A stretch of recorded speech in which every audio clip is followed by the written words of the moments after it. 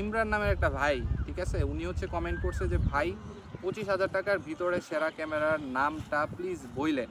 তো গাইস 25,000 টাকা বাজেটের যে ক্যামেরাগুলো আছে, ফার্স্টে হচ্ছে আমি ক্যাননের 3টা ক্যামেরার মডেল বলবো, এরপরে হচ্ছে নিকনের ক্যামেরা বলবো। কেননা তোমরা জানোই গাইস, নিকন আর ক্যানন ছাড়া কিন্তু আদার্স কোনো ব্র্যান্ডের ক্যামেরা হচ্ছে তোমরা এই বাজেটের মধ্যে পাবা না। তো ক্যাননের যেই 3টা মডেল আছে, এটা হচ্ছে ক্যাননের তোমরা 700Dটা পাবা, হচ্ছে 600D, তোমরা হচ্ছে এই ক্যামেরাটা পাওয়া যাবা।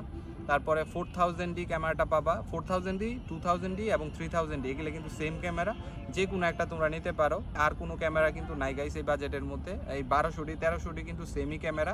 তো 1200D 1300D 2000D 3000D 4000D এগুলো সব সিম ক্যামেরা, এখান থেকে তোমরা যে কোনো একটা ক্যামেরা নিতে পারো।